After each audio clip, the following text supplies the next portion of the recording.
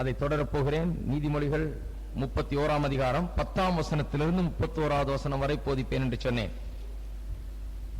நீதிமொழியை குறித்து, நீதிமொழி 31 அதிகாரத்தை குறித்து ஒரு முகவரையை கொடுத்தேன். உங்களுக்கு ஞாபகம் இருக்கும் என்று எண்ணுகிறேன்.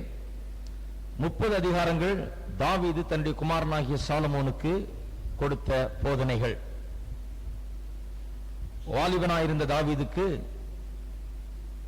வாலிபனாயிருந்த சாலமோனுக்கு தாவீது கொடுத்த உபதேசங்கள் சாலமோனால் எழுதி வைக்கப்பட்டிருக்கிறது. 31வது அதிகாரம் சாலமோனுடைய தாயார் பெத்ஷெபாள் தன்னுடைய மகனுக்கு, இளம் வயது மகனுக்கு கொடுத்த உபதேசங்கள் என்று சொன்னேன். எந்த தருணத்திலே இந்த உபதேசங்கள் கொடுக்கப்பட்டதும் என்றும் உங்களுக்கு காண்பித்தேன். பழைய ஏற்பாட்டுக்கு சென்று தாவீது எப்படி ராஜாவாக ஆக்கப்பட்டான், அவசரமாக அவனுடைய இன்னொரு சகோதரன் ராஜாவாக ஆவதற்கு முயற்சி எடுத்து பல காரியங்களை பண்ணி அவன் தன்னை ராஜா என்று சொல்லிக் கொண்டதினால் அவசரமாக வந்து தாவீதை ராஜாவாக்கினார்கள். தாவீது மிகவும் இளம் வயதுள்ளவனாய் இருந்தான், சிறு பிள்ளைத்தனமாக இருந்தான். சாதாரண ஒரு சிறுபையனாய் இருந்தவனை ராஜாவாக ஆக்கியதினாலே சாலமோன் சிறு வயதுள்ளவனாய் இருந்தான். தாவீது மரிக்கும் தருவாயில் இருந்தபோது தாவீதினுடைய இன்னொரு மனைவியினுடைய மகன் ராஜாவாக முயற்சித்துக் கொண்டிருந்த வேளையிலே அவசரமாக சாலமோனை ராஜாவாக்கினார்கள். அந்த செய்தியை அறிந்து சாலமோன் ராஜாவாக்கப்படுவான் என்று தாவீதினிடத்திலே வாக்கு பெற்றுக் கொண்டு பெத்ஷெபாள் வீட்டுக்கு ஓடி வருகிறாள். தாவீதிடத்திலே போய் முறையிடுகிறாள், இன்னொரு மனைவியினுடைய பையனை ராஜாவாக ஆக்கிவிடாதீர், ஏனென்றால் இவன் பிறந்த போதே எனக்கு வாக்களித்திருக்கிறீர், தேவனும் உமக்கு திட்டவட்டமாய் காட்டியிருக்கிறார், இவன் அரசாளுவான், அரசாளுகிற காலத்திலே இவன் தேவாலயத்தை கட்டுவான் என்று காண்பித்திருக்கிறார். ஆகையால் இவன் ராஜாவாவது தேவனுடைய சித்தம், ஆகையால் இன்னொரு மனைவியினுடைய பிள்ளை ராஜாவாக்காதீர் என்று சொல்லி முறையிட்ட போது தாவீது மறுபடியும் ஆணையிட்டுக் கொடுக்கிறான், உண்மையாகவே கர்த்தர் பேரில் ஆணையிடுகிறேன், சாலமோனை தான் நான் ராஜாவாக்குவேன் என்று சொல்லி சொன்னவுடன் பெத்ஷெபா வீட்டுக்கு ஓடி வருகிறாள். ஓடி வந்தால் இங்கு சிறுபிள்ளைத்தனமாக ராஜாவாக போகிறவன் சிறுபிள்ளைத்தனமாக உட்கார்ந்து கொண்டு அதை பற்றி கொஞ்சம் கூட கவலை இல்லாமல் இருக்கிறான். அவனுக்கு முக்கியமாக 2 காரியங்களை குறித்து அவள் உபதேசிக்கிறார். 2 காரியங்கள். அவன் வாலிபனாய் இருந்த காலத்திலே, இளம் வயதுள்ளவனாய் இருக்கிற வேளையிலே அநேக வாலிபர்கள் இன்றைக்கு முயற்சி எடுப்பது போல 2 தீமையான காரியங்களை எக்ஸ்பெரிமெண்ட் பண்ணி கொண்டிருந்தான், சோதித்து பார்த்து கொண்டிருக்கிறான், அதை செய்து பார்க்கலாம் அப்படின்னு. ஒன்று குடி பழக்கம். போகிற வர்ற இடத்துல எல்லாம் குடிக்கிறாங்க, கொஞ்சம் குடிச்சு ஜாலியா இருக்கிறாங்க, நீ கொஞ்சம் குடிதான்னு சொல்றாங்க, அதனால இவனும் கொஞ்சம் குடிச்சு பார்க்கலான்ற குடி பழக்கம். இன்னொன்று பெண்கள் பின்னால் அலைவது, அந்த பழக்கமும் இவனுக்கு உண்டாயிடுச்சு. இந்த 2 பழக்கத்தையும் இவனுக்கு உண்டாயிருக்கிறது என்று அறிந்து பெத்ஷெபாள் அவனுக்கு அறிவுரை கூறுகிறாள், நீ வாலிபன், சிறு பிள்ளைத்தனமாய் நடக்காதே, நீ ராஜாவாக போகிறவன், உன்னுடைய தகப்பன் உன்னை ராஜாவாக்குவேன் என்று ஆணையிட்டு கொடுத்து விட்டார், இப்ப வந்து உன்னை கூட்டிக் கொண்டு போகிறார்கள், நீ ராஜாவா இருக்க போகிற, ராஜாவை போல நீ நடந்து கொள். ராஜாவுக்கு நல்லதல்ல குடிப்பது, மதுபானம் அருந்துவது ராஜாவுக்கு பொருத்தமானதல்ல என்று சொல்லி முதல் 9 வசனங்களில் அவனுக்கு போதிக்கிறார். 10ஆம் வசனத்திலிருந்து இவன் கேர்ள் கிரேசி, அதாவது பெண்கள் பின்னால் அலைகிறவனாய் இருக்கிறானே என்று சொல்லி பெண்களை குறித்து அவள் போதிக்கிறார். ஒரு குணசாலியான ஸ்திரீ உனக்கு அவசியம், ஒரு குணசாலியான ஸ்திரீயை நீ வாழ்க்கையில தெரிந்தெடுத்துக் கொள் என்று போதிக்கிறாள். அவன் அதை விட்டு பிற்காலத்திலே 1000 பெண்களை தெரிந்தெடுத்தான். 1000 பெண்களை வைத்திருந்தவன் ஒரு குணசாலியான பெண்ணை கண்டுகொள்ளாமல் போய்விட்டான். அந்த போதனைகள் தான் இது. இது ஒரு விதமான ஃபார்ம் அல்லது ஒரு முறையாக இந்த வசனங்கள் கொடுக்கப்பட்டிருக்கிறது என்று சொன்னேன். அதாவது முக்கியமாக 10ஆம் வசனத்திலிருந்து 31ஆம் வசனம் வரை 22 வசனங்கள். 22 வசனங்களும் அக்ராஸ்டிக் ஃபார்ம்ல கொடுக்கப்பட்டிருக்கிறது என்று சொன்னேன். அக்ராஸ்டிக் ஃபார்ம் என்று சொன்னால் ஒவ்வொரு வாரமும் கொஞ்சம் கொஞ்சம் உதாரணம் தர்றேன், ஏன்னா அது அப்பதான் விளங்கும். நம்ம பாஷையில ஆ ஆ ஈன்னு இருக்குது இல்லையா, அதை உபயோகப்படுத்தி அதை சில காரியங்கள் நிறைய போதிக்கும் போது அதை ஞாபகத்தில் வைத்துக் கொள்ளும்படியாக ஏபிசிடி உபயோகப்படுத்துறோம். முதல்ல சொல்ல போற காரியத்தை ஏ என்ற எழுத்தோட ஆரம்பிச்சு சொல்றோம், 2வது சொல்லக்கூடிய காரியத்தை பி என்ற எழுத்தோட ஆரம்பிச்சு சொல்றோம், 3வது சொல்லக்கூடிய காரியத்தை சி என்ற எழுத்தோட ஆரம்பிச்சு சொல்றோம். அதே போல தமிழ்ல ஆ ஆ ஈலாம் வருது. அன்றைக்கு சார் ஜான் வெங்கடேசன் திடீரென்று எனக்கு ஒரு உதாரணத்தை ஞாபகப்படுத்தினார். அவர் என்ன கேட்டார், இங்க பிரசங்க கேட்ட பிறகு கேட்டார், ஒருவேளை இந்த ஆத்திச்சூடி என்று தமிழ்ல வருகிறத படிச்சிருக்கிறோம் நம்ம எல்லாம் பள்ளிக்கூடத்துல, அது அக்ராஸ்டிக் ஃபார்ம்ல இருக்குதான்னு. அது அக்ராஸ்டிக் ஃபார்ம்ல தான் இருக்குது. அறம் செய்ய விரும்பு ஆ, ஆறுவது சினம் ஆ, இயல்பது மறவேல், அப்புறம் என்ன ஈகைத்திறன், உண்மை விளம்பு, ஊக்கமது கைவிடேல், எண்ணி துணிக, ஏற்பது இகழ்ச்சி, ஐயமிட்டு ஒன்று. அவர் எழுதி கொடுத்தாரு. இப்போ எனக்கு இதெல்லாம் ஞாபகம் இல்ல, படிச்ச காலத்துல சரியா படிக்கல. ஒப்புற ஒழுகு, ஓதுவது உயர்வு, அவுடதம் பேணு, இப்படி இப்படி எழுத்துக்களை, தமிழ் எழுத்துக்களை உபயோகப்படுத்தி சுலபமாக நம் மனதில் ஞாபகம் வைத்துக் கொள்ளுகிற விதத்திலே அவைகள் கொடுக்கப்பட்டிருக்கிறது. அமெரிக்காவில் ஒரு பெரிய பிரபல போதகர் ஒருவர் இருக்கிறார். அவர் இன்னொரு விதமான அக்ராஸ்டிக் அடிக்கடி உபயோகப்படுத்துவார். அக்ராஸ்டிக் என்று சொன்னா வெறும் ஆல்பபெட்ஸ் உபயோகப்படுத்துறது மட்டும் அக்ராஸ்டிக் இல்ல, எந்த ஒரு கன்வீனியன்ட் ஃபார்ம் மக்களுக்கு மனதில் பதிய வைக்கிற மாதிரி ஏதாவது ஒரு முறை எழுத்துக்களை உபயோகப்படுத்தி ஒரு முறையை கையாளுவது, அது அக்ராஸ்டிக் ஃபார்ம். எந்த விதமான எழுத்தை உபயோகப்படுத்தலாம், வெறும் ஆல்பபெட்ல வர்ற அந்த ஆர்டர்ல மட்டும் இல்ல, மற்ற விதமான ஒழுங்கின்படியும் உபயோகப்படுத்தலாம். அமெரிக்காவில் இருக்கிற அந்த பிரபல போதகர் அநேக அக்ராஸ்டிக்களை உபயோகப்படுத்துகிறார். ஒன்று கிரேஸ் என்னப்பட்ட வார்த்தை. அந்த கிரேஸ் என்னப்பட்ட வார்த்தையிலே 5 எழுத்துக்கள் இருக்கிறது. அந்த 5 எழுத்துக்களை உபயோகப்படுத்தி கிரேஸ் என்றால் என்ன, கிருபை என்றால் என்ன என்று திட்டவட்டமாக சொல்கிறார். கிரேஸ் என்று சொன்னால் அவர் என்ன சொல்கிறார்? Great riches at Christ's expense, GRAC, great riches at Christ's expense. அப்படி சொல்லும்போது வெறும் அந்த கிரேஸ் என்கிற வார்த்தை ஞாபகம் வைத்துக் கொண்டால் போதும். கிரேஸ் என்றால் என்ன என்பது நமக்கு விளங்கி விடுகிறது. அதுதான் அக்ராஸ்டிக் ஃபார்ம். பெத்சேபாள் போதிக்கும் போது அந்த அக்ராஸ்டிக் முறையை உபயோகப்படுத்தி 10ஆம் வசனம் முதல் 31ஆம் வசனம் வரைக்கும் போதிக்கிறார். 22 வசனங்கள், எபிரேய மொழியில 22 எழுத்துக்கள் இருக்கிறது. ஒவ்வொரு வசனத்தையும் ஒவ்வொரு எழுத்தை கொண்டு ஆரம்பிக்கிறார் முறையாக. 1 2 3 ஒவ்வொரு வசனமும் ஒவ்வொரு எபிரேய எழுத்தை கொண்டு ஆரம்பிக்கப்படுகிறது. இந்த எபிரேய எழுத்துக்களை கொண்டு ஆரம்பித்தது பெத்சேபாள் அல்ல, முதல்ல தாவீது இந்த முறையை உபயோகப்படுத்தி இருக்கிறார். நான் சொன்ன 119ஆம் சங்கீதம், 25வது சங்கீதம், அப்புறம் எரேமியாவின் புலம்பல், இப்படிப்பட்ட எரேமியாவின் புலம்பல் முழுவதும் அக்ராஸ்டிக் ஃபார்ம்ல தான் எழுதப்பட்டிருக்கிறது. ஒவ்வொரு அதிகாரமும் 22 வசனங்கள், 3ஆம் அதிகாரம் மட்டும் 66 வசனம். அந்த எழுத்துக்கள் 3 முறை திரும்ப திரும்ப அந்த ஒரு அதிகாரத்தில் சொல்லப்பட்டிருக்கிறது. 119ஆம் சங்கீதம் 176 வசனங்கள், 176 வசனங்களை 22 பகுதிகளாக பிரித்து ஒவ்வொரு பகுதியிலும் 8 வசனங்கள் கொடுக்கப்பட்டிருக்கிறது. ஒவ்வொரு 8 வசனத்துக்கும் ஒரு தலைப்பு கொடுக்கப்பட்டிருக்கிறது. அந்த தலைப்பு தான் அந்த எபிரேய எழுத்து. 22 பகுதிகள், 8 வசனம் நிறைந்த பகுதிகள்.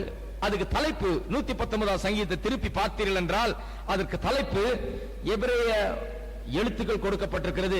ஆலெஃப், பெத், கிமெல், டாலத் அப்படின்னு சொல்லி போட்டு எழுத்துக்கள் அங்கே எழுதி இருக்கிறது மட்டுமல்ல, அந்த எபிரேய மொழியிலேயே அதை பக்கத்தில் எழுதி வைத்திருக்கிறார்கள். தமிழ் பைபிள்ல 119ஆம் சங்கீதத்தை பார்த்தீங்கன்னா சின்னதா தெரியும், தமிழ் மொழியில எழுதி வைத்திருக்கிறார்கள். இந்த வாரம் நான் வீடு சந்திப்பு செய்து கொண்டிருக்கும் போது நம்முடைய சபைக்கு ஆங்கில ஆராதனைக்கு வரும் சகோதரர் டிமாண்டி என்கிறவருடைய வீட்டுக்கு சென்றேன். அவரிடம் ஒரு மிக அருமையான ஒரு பைபிள் ஒன்று இருந்தது. அந்த காலத்து பைபிள், அவர் பழைய காலத்துக்காரர். அவர் பழைய காலத்து பைபிள் வச்சிருந்தார் ஒண்ணு, கம்பானியன் பைபிள் என்று சொல்லி. அந்த கம்பானியன் பைபிள்ல பாத்தீங்கன்னா நீதிமொழிகள் 31ஆம் அதிகாரத்தை திருப்பின உடனே 10ஆம் வசனத்திலிருந்து நான் எழுதிட்டு வர சொன்னேன். பாத்தீங்களா, எத்தனை பேர் எழுதிட்டு வந்தீங்கன்னு தெரியல. பக்கத்துல எழுதிட்டு வாங்க. 10ஆம் வசனத்திலிருந்து 31ஆம் வசனம் வரைக்கும் 119ஆம் சங்கீதத்தை பார்த்து அந்த 22 எபிரேய எழுத்துக்களையும் ஒவ்வொரு வசனத்துக்கு பக்கத்துல ஒன்னொன்னா 10லிருந்து 31 வரைக்கும் 22 எழுத்துக்களை எழுதிட்டு வாங்கன்னு சொன்னேன். அந்த கம்பானியன் பைபிள்ல பார்த்தா எழுதியே வச்சிருக்குது, பிரிண்டே பண்ணி வச்சிருக்கான். 10ஆம் வசனத்துக்கு பக்கத்துல அந்த எழுத்து, முதல் எழுத்து ஆலஃப். 11ஆம் வசனத்துக்கு பக்கத்துல பெத் என்கிற வார்த்தை. 13ஆம் வசனத்துக்கு பதிலா ரொம்ப ஆச்சரியமா இருந்தது எனக்கு, அவங்களே பிரிண்டே பண்ணி வச்சிருக்காங்க. அதே மாதிரி 119ஆம் சங்கீதத்திலே அழகா போட்டிருக்காங்க, பிரிண்ட் பண்ணி வச்சிருக்காங்க. 25வது சங்கீதத்துல பாத்தீங்கன்னா 22 வசனங்களுக்கும் பக்கத்துல இந்த எபிரேய எழுத்தை போட்டு போட்டு ஆரம்பிக்கிறாங்க. எல்லாம் அந்த புலம்பல்லையும் பார்த்தாலும் அதே மாதிரிதான், ஒவ்வொன்றுக்கும் அந்த எபிரேய எழுத்தை போட்டு போட்டு ஆரம்பிக்கிறாங்க. அந்த வேத ஆராய்ச்சியாளர் அந்த முறையை அறிந்திருந்தார். எதற்காக பெத்சேபா அந்த முறையை உபயோகப்படுத்தினால் சுலபமாக ஞாபகத்தில் வைத்துக் கொள்ள முடியும் என்பதற்காக அந்த முறையை உபயோகப்படுத்தி அதை உபயோகப்படுத்துகிறாள் 22 வசனங்களுக்கு. எழுத்துக்கள் ஞாபகத்துக்கு மட்டும் உதவுகிறது மட்டுமல்ல, எபிரேய மொழி விசேஷமான மொழி. அதில் உள்ள வார்த்தைகளுக்கு மிகுந்த அர்த்தம் உண்டு. வார்த்தைகளுக்கு மட்டுமல்ல, எழுத்துக்களுக்கும் கூட அர்த்தம் உண்டு. அந்த எழுத்துக்களை வரையறோம் இல்லையா, எபிரேய மொழியில் அந்த எழுத்துக்களை எழுதும் போது அது ஒரு வரைஞ்ச படம் போல காணப்படுகிறது. நம்ம எழுத்துக்களும் அப்படிதான் படம் போல தான் இருக்குது. அமெரிக்கால போய் தமிழ் எழுதி காமிச்சா என்ன கிறுக்கிறியான்றான். ஏன்னா அவங்களுக்கு அது கிறுக்கிற மாதிரி தான் இருக்குது, படம் வரைகிற மாதிரி இருக்கு. நமக்கு எபிரேய மொழியை பார்க்கும்போது ஒரு படம் வரைஞ்ச மாதிரி இருக்குது. எபிரேய மக்களே அந்த எழுத்துக்களை பார்க்கும்போது ஒரு படத்தை போலதான் கண்டார்கள். வார்த்தைகளுக்கு மட்டும் அர்த்தம் உண்டு என்று அவர்கள் நினைக்கவில்லை, எழுத்துக்களுக்கு கூட அர்த்தம் உண்டு என்று சொல்லி அந்த படத்திலே ஒரு அர்த்தத்தை அவர்கள் கண்டார்கள். அதுதான் உண்மை. அதை வைத்துதான் அந்த படத்திலே அவர்கள் காண்கிற அர்த்தம், அந்த அக்ராஸ்டிக் முறை, அதை வைத்துதான் இந்த வசனங்களை வியாக்கியானம் பண்ணி கொண்டு வருகிறோம். 10ஆம் வசனம் முதல் எழுத்தை கொண்டு ஆரம்பிக்கப்படுகிறது. ஆலஃப் என்கிற எபிரேய மொழியின் முதல் எழுத்தை கொண்டு ஆரம்பிக்கப்படுகிறது. அந்த ஆலஃப் வரையப்பட்டிருக்கிறதை பார்ப்பீர்கள் என்றால், அந்த எபிரேய எழுத்து 119ஆம் அதிகாரத்திலே பார்ப்பீர்கள் என்றால், சங்கீதத்திலே அது ஏற்பூட்டிய 2 மாடுகள் ஏற்பூட்டப்பட்டு உழுகிறதுக்கு இருக்கிற 2 மாடுகள் ஏற்பூட்டப்பட்ட மாடுகளைப் போல அது காட்சி அளிக்கிறது. நடுவில் ஒரு லைன், 2 பக்கம் 2 டாட்ஸ், 2 மாடுகள் ஏர் அப்படி என்ற அப்படிப்பட்ட காட்சியை தான் அவர்கள் கண்டார்கள். நாம் எத்தனை காட்சி வேணா காணலாம் அதை வச்சு. எபிரேய மக்கள் அதை எப்படி பார்த்தார்கள் என்பதுதான் முக்கியம். அவர்கள் அதை எப்படி பார்த்தார்கள்? ஏற்பூட்டப்பட்ட மாடு என்று. அந்த காலத்தில் ஏற்பூட்டப்பட்ட மாடு என்று சொன்னால் செழிப்பு என்று அர்த்தம். அதை வைத்துக் கொண்டு நான் 10ஆம் அதிகாரத்தை நான் உங்களுக்கு விளக்கி சொன்னேன். 11ஆம் வசனம் 3 பக்கம் 3 சைட்ஸும் அடைக்கப்பட்டிருக்கிறது. ஒரு சைடு ஓபன் ஆயிருக்கிறது. அது ஹோம், வீட்டை குறிக்கிறது. வீட்டில் இருக்கிற செக்யூரிட்டி அல்லது வீட்டில் இருக்கக்கூடிய அந்த ஃபீலிங் ஆஃப் செக்யூரிட்டி அதை குறிக்கிறது என்று நான் உங்களுக்கு சொன்னேன். 3வது இப்பொழுது காணப்போகிற வசனம் 12ஆம் வசனத்தை பார்த்தோம். கிமல் என்கிற அந்த எபிரேய வார்த்தையால் ஆரம்பிக்கப்பட்டிருக்கிறது, 3வது எழுத்தால் ஆரம்பிக்கப்பட்டிருக்கிறது. அந்த கிமல் ஒட்டகத்துக்கு ஒப்பாக அவர்கள் கண்டார்கள். ஒட்டகம் என்று சொன்னால் டிபெண்டபிலிட்டி, நீண்ட காலத்திற்கு மாறாமல் களைத்து போகாமல் கடினமாய் உழைக்கக்கூடியது என்று சொல்லி நாம் பார்த்தோம். அதை வைத்து 12ஆம் வசனத்தை அறிந்து கொண்டோம். இப்பொழுது 13ஆம் வசனத்துக்கு செல்லுவோம். 13ஆம் வசனம் 4வது எபிரேய எழுத்தை கொண்டு ஆரம்பிக்கப்படுகிறது. எபிரேய பாஷையில வாசித்தீங்கன்னா 4வது எழுத்தை கொண்டு ஆரம்பிக்கப்படுகிறது. 4வது எழுத்து என்ன? டாலத். அது பார்த்தா இங்கிலீஷ் நம்பர் 7 மாதிரி இருக்கும். இப்படி இருக்கும், நம்பர் 7 மாதிரி. மேலே இருந்து பார்த்தால் அது ஓபன் டோர், ஒரு திறக்கப்பட்ட கதவு போல காட்சியளிக்கிறது என்று எபிரேய மக்கள் அதை கண்டார்கள். அவர்களுடைய அந்த டாலத் என்கிற அந்த எழுத்தை அவர்கள் கண்டபோது திறக்கப்பட்ட கதவு என்ற எண்ணம் தான் அவர்களுக்குள்ளாக வந்தது. திறக்கப்பட்ட கதவு எதை குறிக்கிறது? அவர்களுக்கு அது டிசிஷன்ஸை குறிக்கிறது. டிசிஷன்ஸ் என்று சொன்னால் தீர்மானம் எடுக்கக்கூடிய அல்லது முடிவு செய்யக்கூடிய திறமை, அதை குறிக்கிறது. ஒவ்வொரு நாளும் வாழ்க்கையிலே நாம் திறந்த வாசல்கள் அண்டையிலே வருகிறோம். பல காரியங்களிலே ஒவ்வொரு நாளும் திறந்த வாசல்களை நாம் சந்திக்கிறோம். அதாவது தீர்மானம் எடுக்க வேண்டிய ஒரு நிலைக்கு நாம் வருகிறோம். ஒவ்வொரு நாளும் பல முறைகள் நாம் பல முக்கிய தீர்மானங்களை எடுக்க வேண்டியது அவசியமாக இருக்கிறது. திறந்த வாசல் நமக்கு முன்பாக வைக்கப்பட்டிருக்கிறது. இதற்குள் நுழையலாமா, நுழையக்கூடாதா, என்ன செய்வது என்ற தீர்மானங்கள் நமக்கு எடுக்க வேண்டியது அவசியமாக இருக்கிறது. அன்றைக்கு ஒரு சிநேகிதர் குடும்பத்தை சந்தித்து பேசிக் கொண்டிருந்தேன். அவள் சொன்னால் 2 இடத்துல வேலை கிடைச்சிருக்கேன், எந்த வேலை எடுக்கிறது? அது ஒரு திறந்த வாசல். 2 இடத்துலயும் வேலை தரேன்றாங்க. 2 கதவும் திறந்திருக்குது. 2 கதவுலையும் நுழைய முடியாது. ஏதாவது ஒரு கதவுல தான் நுழைய முடியும். ஏதாவது ஒரு வேலையை தான் எடுக்க முடியும். எந்த வேலையை எடுக்கிறது தெரியல. நல்லா யோசித்து ஞானமா ஜெபம் பண்ணி நல்லா தீர்மானம் எடுங்கன்னு சொன்னேன். தீர்மானம் எடுத்துட்டாங்க. எந்த வாசல்ல நுழைகிறது என்று. இப்படி வாழ்க்கையில நமக்கு தினந்தோறும் தீர்மானங்கள், முடிவுகள் எடுக்க வேண்டிய அவசியம் ஏற்படுகிறது. ஒவ்வொரு நாளும் பல முறை நாம் திறந்த வாசலுக்கு முன்பாக நிற்கிறோம். நமக்கு முன்பாக வாசல்கள் திறந்து வைக்கப்பட்டிருக்கிறது. வாய்ப்புகள் நமக்கு முன்பாக காத்து கொண்டிருக்கிறது. நாம் என்ன செய்ய போகிறோம் என்கிற தீர்மானத்தை, முடிவை தெளிவாக எடுத்து அதை நாம் செய்ய வேண்டிய அவசியம் ஏற்படுகிறது. இங்கே குணசாலியான ஸ்திரீயை குறித்து பேசும்போது 13ஆம் அதிகாரத்தில் இப்படியாக சொல்லப்பட்டிருக்கிறது. ஞாபகம் வைத்துக் கொள்ளுங்கள், அது திறந்த வாசலுக்கு ஒப்பாயிருக்கிறது. அந்த எழுத்து டாலத் என்கிற எழுத்து திறந்த வாசலுக்கு ஒப்பாயிருக்கிறது. இப்பொழுது அந்த வசனத்தை வாசிப்போம், நன்றாக விளங்கும். ஆட்டு மயிரையும் சணலையும் தேடி தன் கைகளினாலே உற்சாகத்தோட வேலை செய்கிறார். சிலர் நினைக்கிறார்கள் மனைவி என்று சொன்னால் எந்த தீர்மானமும் எடுக்கக்கூடாது, எதுக்கும் லாயக்கு இல்ல, பேசாம பொட்டி பாம்பு மாதிரி ஒரு மூலையில இப்படியே உட்கார்ந்துட்டு இருக்கணும். வானா வரணும், போனா போனோம், உட்கார்னா உட்காரணும், எந்திரினா எந்திரிக்கணும். இதுதான் மனைவி என்று நினைத்துக் கொண்டிருக்கிறார்கள். மனைவியை ஒரு டைனாமிக் பர்சனாக இங்கே பார்க்கிறோம். மிகவும் திறமை நிறைந்த, உற்சாகம் நிறைந்த வேலையாள், பல காரியங்களை சாதிக்கக்கூடியவர், பலவற்றை உருவாக்கக்கூடியவர் என்பதை நாம் இங்கே காண்கிறோம். மனைவியை பொட்டி பாம்பு மாதிரி இருக்கணும்னு விரும்பாதீர்கள். ஆண்டவர் பெண்களுக்கு, மனைவிகளுக்கு அப்படி இருக்க வேண்டும் என்று ஆண்டவர் விரும்புகிறதில்லை. அவர்கள் திறமையோடு சாமர்த்தியசாலிகளாக பல காரியங்களை சாதித்து காரியங்களை நடப்பிக்கக்கூடியவர்களாக இருக்க வேண்டும் என்று சொல்லிதான் ஆண்டவர் விரும்புகிறார். நான் கணவன் மனைவி குறித்து போதித்த போது நான் சொன்னேன், கணவர்களே மனைவி மீது அன்பு கூறுங்கள் என்று சொல்லி இருக்கும்போது அந்த அன்பு என்கிற வார்த்தை அக்ரெசிவ் லவ், அதாவது முதலாவது அன்பு கூறுகிறவர் கணவர். கிறிஸ்து எப்படி சபையை முதலாவது அன்பு கூர்ந்தாரோ, ஆண்டவர் எப்படி நம்மை நாம் நேசிப்பதற்கு முன்பதாக அவர் நம்மை நேசித்தாரோ, அது போலவே கணவன் மனைவியை முதலாவது நேசிக்க வேண்டும். அக்ரெசிவ் லவ் அவர்கிட்ட தான் இருக்குது. அவர் தான் சுவிட்ச் ஆன் பண்றார், அவர்கிட்ட தான் சுவிட்ச் இருக்குது, அவர் தான் அன்பை ஆரம்பிக்கிறார். மனைவியினுடைய அன்பு, இன்னொரு இடத்துல மனைவிகளே புருஷர் மீது அன்பு கூறுங்கள் சொல்லி இருக்குது. அங்கே மனைவியினுடைய அன்பு is a responsive love. responsive love என்றால் அன்பு செலுத்தப்பட்டால் திரும்ப அன்பு செலுத்தக்கூடிய ஒரு திறமை. அன்போடு ஒருவர் வரும்போது திரும்பி அன்போடு உபசரிக்கக்கூடிய ஒரு திறமை. புருஷன் அன்பு செலுத்தும் போது மனைவி அன்போடு திரும்ப அந்த அன்பை கணவனுக்கு செலுத்துகிறார் என்று சொல்லி போதித்தேன்.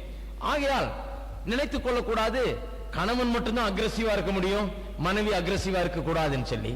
கணவன் அக்ரெசிவா இருந்து அன்பை காண்பிக்கிற வேளையில, அன்பை பொழிந்தருகிற வேளையில அவளுக்கு பாதுகாப்பை கொடுத்து அந்த ஃபீலிங் ஆஃப் செக்யூரிட்டி, பாதுகாப்பான ஒரு எண்ணத்தை உருவாக்கி அன்பை அவள் மீது காண்பித்து அவளை அரவணைத்து அன்பு காட்டி நடத்துகிற வேளையிலே அவள் பயப்பட மாட்டாள். எதை குறித்தும் வீட்டில் அன்பு இருக்கிறது என்று அவளுக்கு தெரியும். கணவன் தன்னை நேசிக்கிறான் என்று தெரியும். இன்னைக்கு விட்டுருவாரா, நாளைக்கு விட்டுருவாரா, எங்க போவாரோ, இன்னொரு பின்னால போயிடுவாரோ அப்படிலாம் யோசிக்கிறதுக்கு தருணமே கிடையாது. அன்பு நிலைநிறுத்துகிறது. ஒரு ஃபீலிங் ஆஃப் செக்யூரிட்டி மனைவிக்கு அது தருகிறது. அப்படி தருகிற வேளையில அவளுக்குள்ள இருக்கிற அந்த அக்ரெசிவ்னஸ் வெளியே வருகிறது. அவளுக்குள்ள இருக்கிற அந்த தீர்மானம் செய்யக்கூடிய திறமைகள், முடிவெடுக்கக்கூடிய திறமைகள், வியாபாரம் செய்யக்கூடிய திறமை, வெளியே போய் ஒரு தொழிலை செய்யக்கூடிய திறமை, தானாக பல காரியங்களை எடுத்து நடத்தி பணம் சம்பாதித்து வாழ்க்கையில முன்னேறக்கூடிய அந்த திறமை அவளுக்குள்ளாக இருந்து வெளிப்படுகிறது. அவள் அமைதலா இருக்க வேண்டிய அவசியம் இல்லை. கணவன் மட்டும்தான் அக்ரெசிவா இருக்க வேண்டும் என்ற அவசியம் இல்லை. மனைவியும் கணவனுடைய அன்பை நன்றாக அறிந்தவள், அவளும் பயப்படாமல் தயங்காமல் அவள் தன்னுடைய திறமைகளை வெளிக்காட்ட முடிகிறது. நிறைய வீட்டுல மனைவி திறமையை வெளிக்காட்டுறது இல்லை. ஏன்னா புருஷனுக்கு பயம். கொஞ்சம் திறமையான மனைவி இருந்தா எப்ப பார்த்தாலும் சண்டை இருக்கும். நீ என்ன பெரிய ஆள் நினைச்சிட்டு இருக்கிறியா, உனக்கு அதை செய்ய முடியுமா, நான் சொல்றதா நீ செய்யணும், நீ சொல்றத நான் செய்ய மாட்டேன். இப்படி பல தகராறுகள் வீட்டுல இருக்கிறது. புருஷனுக்கு ஒரு காம்ப்ளெக்ஸ் சில நேரத்தில் வந்துருது. மனைவி தன்னை விட ஒரு திறமையானவள் ஆயிடுவாளோ, அவள் தன்னை விட நிறைய சம்பாதிச்சிருவாளோ, தன்னை விட ரொம்ப சாமர்த்தியமா இருப்பாளோ, சக்சஸ் ஆயிடுவாளோ என்கிற அந்த ஒரு காம்ப்ளெக்ஸ் இருக்கிறபடினால மனைவி திறமை இருந்தாலும் அவள் பொட்டிப்பாடு பாம்பு மாதிரி அடங்கி இருக்க வேண்டியதா இருக்குது. அப்படிப்பட்ட ஒரு அன்பற்ற நம்பிக்கையற்ற ஒரு கணவன் இருக்கிற வேளையிலே தனக்குள்ள திறமைகளை அவள் வெளிக்காட்ட முடியாது. எத்தனை பேர் வழங்குது நான் சொல்றது? அவள் பயப்படுகிறாள். நான் வெளியே போய் சம்பாதிச்சு நல்லா வந்தா என் புருஷனுக்கே பிடிக்காதுங்க, அவரே என் மேல சத்தம் போடுவாரு, சந்தேகப்படுவாரு, எல்லா விதமான பிரச்சனையும் வீட்டுல வந்துடும், ஆகியால் நான் பண்ண மாட்டேன்னு சொல்லுவாங்க. ஆனா அன்பு இருக்கிற வீட்டுல, கணவன் அன்பு காமிக்கிற நேரத்திலே மனைவி கணவனுடைய அன்பிலே அவள் நம்பிக்கை வைத்து முழுவதுமாக அவரை நம்பி கணவனோடு வாழ்கிற வேளையிலே அவளுக்குள்ள திறமைகள் வெளிப்படுகிறது. அவள் திறமைசாலியா இருந்தால் உண்மையாகவே வெளியே போய் வேலை செய்யலாம், வியாபாரம் செய்யலாம், தொழிலில் ஈடுபடலாம், பலவிதமான பிசினஸ் வெஞ்சர்ஸ்ல இறங்கலாம், பலவிதமான காரியத்தில் இறங்கி அவளால் திறமையாக வாழ்க்கை நடத்த முடியும். குடும்பத்திற்கும் கணவனுக்கும் பிள்ளைகளுக்கும் ஆசீர்வாதமாக அவள் இருக்க முடியும் என்று வேதவசனம் திட்டவட்டமாய் போதிக்கிறது. எல்லா அம்மாமார்களும் ஒரு ஆமென் சொல்லுங்க பாப்போம். ஆனால் அப்படி மனைவி திறமையாக இருக்க வேண்டும் என்றால் கணவனுடைய அன்பு மிகவும் முக்கியம். கணவனுடைய அண்டர்ஸ்டாண்டிங், புரிந்து கொள்ளுதல் மிகவும் முக்கியம். அவளை நம்புவது மிகவும் முக்கியம். அதனால்தான் 11ஆம் வசனத்துல அவனுடைய இருதயம் அவளை நம்பும். அப்படி நம்புற இடத்துல தான் இந்த மாதிரி நடக்கும். நம்பவே இல்லைன்னா வெளியே போனாலே ஆளுக்கு சந்தேகம்னா ஒண்ணும் பண்ணவே முடியாது. எவ்வளவு திறமையான மனைவியா இருந்தாலும் வீட்டுல பேசாம கிடக்க வேண்டியதான். எம்ஏ படிச்சிருக்கும் பேசாம வீட்டுல உட்கார்ந்திருக்க வேண்டியதான். என்ன பண்றது? ஒண்ணும் பண்ண முடியாது. திறமை நிறைய இருக்கும், ஒண்ணும் பண்ண முடியாது. ஏன்னா புருஷன் அந்த மாதிரி ஒண்ணும் பண்ண முடியாது. ஆனா அவனுடைய இருதயம் அவளை நம்பும் என்று 11ஆம் வசனத்துல சொல்லி இருக்குது. அதன்படி அவன் நம்பி குடும்பத்தை அன்போடு நேசித்து நடத்துவானால் மனைவியினுடைய திறமைகள் வெளிப்படும். அவளை தீர்மானம் எடுக்கக்கூடிய ஒரு திறமை உடையவளாய் இருக்கிறாள் மனைவி. அவள் நல்ல தீர்மானங்களை வாழ்க்கையிலேயும் வியாபாரத்திலேயும் அவள் செய்கிற தொழிலிலேயும் அலுவலகத்திலேயும் எல்லாத்திலையும் தன்னுடைய தீர்மானங்களை எடுத்து அவள் திறமையாக சில காரியங்களை செய்து முடிக்க முடியும். நன்றாக கவனிங்க. எல்லாத்துக்கும் புருஷனை கேட்டுட்டு தான் இருக்கணும்னு சொல்லி நாம நினைக்கிறோம். சில நேரத்தில் எல்லாத்துக்கும் புருஷனை கேட்டுக்கிட்டு புருஷனை கேட்காம செய்யற புருஷனை கேட்டுதான் இருக்கணும். எல்லாத்துக்கும் மனைவியால தீர்மானமே எடுக்க முடியாது அப்படின்ற சில நேரத்தில் என்ன இருக்குது. நல்லா கவனிங்க. நமக்கு தலையார் கிறிஸ்து, நாம் மனைவிக்கு தலையா இருக்கிறோம். கிறிஸ்துவுக்கு கீழ்ப்படுகிறது போல மனைவிகள் யாருக்கு கீழ்ப்படிய வேணும்? புருஷனுக்கு கீழ்ப்படிய வேணும் என்று சொல்லி இருக்கிறது. நமக்கு கிறிஸ்து தலையா இருக்கிறாருன்னு சொல்லி நம்ம தினந்தோறும் காலையில் எந்திரிக்கும் போது ஆண்டவரே எந்திரிக்கலாமா இன்னைக்கு இல்ல தூங்கலாமான்னு கேட்டுட்டு இருக்கிறோமா? ஆண்டவரே இன்னைக்கு எழுந்திரிக்கலாமா தூங்கலாமா? இன்னும் கொஞ்சம் தூங்க நேரம் தூங்கலாமா ஆண்டவரே? இன்னொரு அரை மணி நேரம் தூங்கலாமா இல்ல ஒரு மணி நேரம்? ஒன்னொன்னுக்கு ஆண்டவர் பதிலா அழிச்சிட்டு இருக்க போறாரு. காலையில எந்திரிச்ச உடனே ஆண்டவரே நான் இப்படி போறதா அப்படி போறதா, பல்லு வளர்க்கறதா ஷேவ் பண்றதா, துணி மாத்துறதா குளிக்கிறதா, சாப்பிடுறதா, என்ன எல்லாத்தையுமா கேட்டுட்டே இருக்கிறோம் ஆண்டவர்கிட்ட. ஆண்டவர் நமக்கு தலையா இருக்கிறார். அவர் நமக்கு ஆண்டவரா இருக்கிறார். அவருக்கு நாம் கீழ்ப்படுகிறோம், அவருக்கு நாம் இணங்குகிறோம். அவர் நமக்கு தலையா இருக்கிறார். காலையில இருந்து சாயந்தரம் வரைக்கும் பல்லு விளக்குவா, உடுப்பு உடுத்தவா, வேலைக்கு போவா, எந்திரிக்கவா, தூங்கவா, இதை செய்யவா அதை செய்வா இப்படியே கேட்டுட்டாவா இருக்கும்? கிடையாது. காலையில எழுந்த உடனே ஒரு நம்பிக்கை நமக்கு இருக்கிறது. ஆண்டவர் நம்மோடு இருக்கிறார், அவர் நம்மை தாங்கி நடத்துவார். நாம் செய்கிற காரியங்களிலே அவருடைய ஆசீர்வாதம் இருக்கும். நாம் எழுந்து குளித்து சாப்பிட்டு தைரியமாய் வெளியே சென்றால் நம்முடைய எல்லா காரியங்களும் ஆசீர்வாதம் உண்டு என்கிற ஒரு நம்பிக்கையோட நாம் செல்லுகிறோம். அவருடைய அன்பிலே நாம் நிலைநிறுத்தப்பட்டவர்களா இருக்கிறோம், நிலை நிற்கிறோம். அவருடைய அன்பு பெரிதா இருக்கிறது. ஆகையால் எழுந்த உடனே தைரியமா போறோம். ஒன்னொன்னுக்கு சின்ன சின்ன காரியத்துக்கெல்லாம் அவரை கேட்டுட்டு இருக்கிறது கிடையாது. மனைவியும் அப்படிதான். ஒன்னொன்னுக்கு புருஷன் வந்து கேட்டுட்டு இருக்கிற அந்த காரியம் கிடையாது. புருஷனுடைய அன்பு இருக்கிற வேளையிலே, புருஷன் புரிந்து கொள்ளுகிறவனா இருக்கிற வேளையிலே, புருஷன் நல்ல அண்டர்ஸ்டாண்டிங் உடையவனா இருக்கிற வேளையிலே, அவளை நம்புகிற வேளையிலே அவளும் எழுந்து தன்னுடைய கடமைகளை திறமையோடு செய்து நல்ல தீர்மானங்களை எடுத்து நல்ல முடிவுகளை பண்ணி நல்ல காரியங்களை அவள் நடப்பிக்க முடியும். நாம் எப்படி ஆண்டவருக்கு எல்லாத்துக்கும் கேட்டுட்டு நிக்கிறது இல்லையோ அது போலவே மனைவி எல்லாத்துக்கும் கேட்டுட்டு நிக்க வேண்டியதில்லை. சில காரியங்கள்ல திறமையாக மனைவியாலே தீர்மானம் எடுக்க முடியும் என்பது திட்டவட்டமாக வேத வசனத்திலே போதிக்கப்பட்டிருக்கிறது. என்டர்பிரைசிங் வுமன், அவள் சாமர்த்தியம் நிறைந்தவள், தொழில் செய்யக்கூடியவள், பல காரியங்களை முன்னின்று நடத்தி அவைகளிலே வெற்றியை காணக்கூடியவள், திறமை நிறைந்தவள் என்றுதான் வேத வசனத்தில் குணசாலியான ஸ்திரீயை குறித்து சொல்லப்பட்டிருக்கிறது. நம்ம கிறிஸ்தவர்கள் மத்தியில் கூட சில நேரத்தில் தவறான எண்ணங்கள் இருக்கிறது. அது என்ன தவறான எண்ணம்? குணசாலியான ஸ்திரீன்னு பேசும்போது அவங்க நினைப்பாங்க பேசாம வீட்டில் உட்காந்துட்டு ஒரு மூலையில சமைச்சுக்கிட்டு சொன்ன வேலையை செய்துக்கிட்டு ஆமாஞ்சாமி போட்டுக்கிட்டு அப்படி இருக்கிறதா குணசாலியான ஸ்திரீ. அப்படி கிடையாது. குணசாலியான ஸ்திரீ மிகவும் திறமை நிறைந்தவள், புத்திசாலியானவள். அவள் பல காரியங்களை செய்து திறமையாக முடிவுகளை எடுத்து தீர்மானங்களை எடுத்து நன்றாக சிறந்து விளங்கக்கூடியவளாய் அவள் இருக்கிறாள். நன்றாக கவனிங்க. 13ஆம் வசனத்தில் ஒரு சில காரியங்கள் உங்களுக்கு சொல்ல விரும்புகிறேன். ஆட்டு மணலையும் ஆட்டு மயிரையும் சணலையும் தேடி, ஆட்டு மயிர்னா அந்த குளிர்காலத்தில் உள்ளன் க்ளோத்ஸ் அதனால செய்யப்படுகிறது. சணல்னா கோடை காலத்தில் செய்து போட்டுக் கொள்கிற உடைகள், அவைகளினால் உருவாக்கப்படுகிறது. அந்த காலத்தில் உள்ளன் அண்ட் பிளாக்ஸ், இங்கிலீஷ்ல உல் அண்ட் பிளாக்ஸ் என்று சொல்லப்பட்டிருக்கிறது. உல் வந்து குளிர்காலத்தில், பிளாக்ஸ் வந்து கோடை காலத்தில் உபயோகப்படுகிறது. ஆட்டு மயிரையும் சணலையும் தேடி தன் கைகளினாலே உற்சாகத்தோடு வேலை செய்கிறாள். நல்லா கவனிங்க. ஆட்டு மயிரையும் சணலையும் தேடி என்று சொல்லப்பட்டிருக்கிறது. இது இவள் வெளியிலே போட்டுக்கொண்டு செல்கிற உடையை காண்பிக்கிறது. ஏன்னா வேலைக்கு போறவ உற்சாகத்தோடு வேலை செய்யறா பாருங்க. வெளியே போய் வியாபாரம் செய்து பின்னால வர்ற வசனங்கள்ல வாசிப்பீங்க. வெளியே போய் வேலைகள் செய்து திறமையாக பல காரியங்களை நடப்பிக்கிறவள் இவள். அதை குறித்து பேசுது. அவ வெளியே போகும்போது எப்படி போகிறான்றதை பற்றி பேசுது. வெளியே போகும்போது எப்படி உடுத்திட்டு போறா? ஆட்டு மயிரையும் சணலையும் உடைய உடைகளை உடுத்தி கொண்டு போகிறாள். குளிர்காலத்திலே சணல், அது குளிர்காலத்திலே ஆட்டு மயிர் உள்ளன் க்ளோத்ஸ் உடுத்தி கொண்டு போகிறாள். கோடை காலத்திலே சணல், நம்ம ஊர்ல காட்டன் சொல்லுவோம், காட்டன் போட்ட காட்டன்ல செய்யப்பட்ட உடைகளை உடுத்தி கொண்டு அவள் போகிறாள் இல்லையா? வெளியே போகும்போது எப்படி போகிறாள் என்பதை குறித்து அங்கு பேசப்படுகிறது. வீட்டில் இருக்கும்போது எப்படி பண்ணுகிறாள் 22ஆம் வசனத்துல சொல்லப்பட்டிருக்கிறது. வீட்டில் என்ன உடுத்துகிறாள் அதை கொஞ்சம் கவனிங்க. 22ஆம் வசனம் பிறகு நான் சொல்லுவேன். ஆனா இப்ப கவனிங்க. வெளியே போகும்போது ஆட்டு மயிரும் சணல் நாளும் உடைய உடையை அணிந்து கொள்கிறாள். ஆனால் வீட்டில் இருக்கும்போது மெல்லிய புடவையும் ரத்தாம்பரமும் அவள் உடுப்பு. நாம நினைப்போம் வெளியில போகும் தானுங்க சில்க்கும் பர்பிளும் போடணும், வீட்டில் இருக்கும்போது நல்ல எதையோ ஒண்ணு ஜமுக்கால மாதிரி போட்டுக்கலாம். வீட்டில் இருக்கும்போது இதை கிடைச்சத தூக்கி பேசாம போட்டு தலை வாரினா என்ன வாராட்டி என்ன, குளிச்சானா குளிக்காட்டி என்ன, பவுடர் போட்டானா போடாட்டி என்ன. வெளியே போகும்போது தாங்க முக்கியம். சில்க்ல போனோம், அங்க போகும்போது பட்டு புடவை உடுத்திட்டு போனோம், அங்க போகும்போது அழகா இருக்கணும். வேதத்துல சொல்லி இருக்குது வெளியே போகும்போது சணலையும் ஆட்டு மயிராலும் உண்டான உடையை உடுத்தி கொண்டு போகிறாள். வீட்டில் இருக்கும்போது என்ன போடுறா? ரத்தாம்பரமும் பட்டு புடவையும் தனக்கு உடுப்பா இருக்கிறது. அதுனா என்ன அர்த்தம்? அவள் அலங்கரிப்பு, அவள் அருமையாய் உடை உடுத்துவது, தன்னை அலங்கரித்துக் கொள்வது உலகத்தில் இருக்கிறவன் பார்க்கிறதுக்காக அல்ல.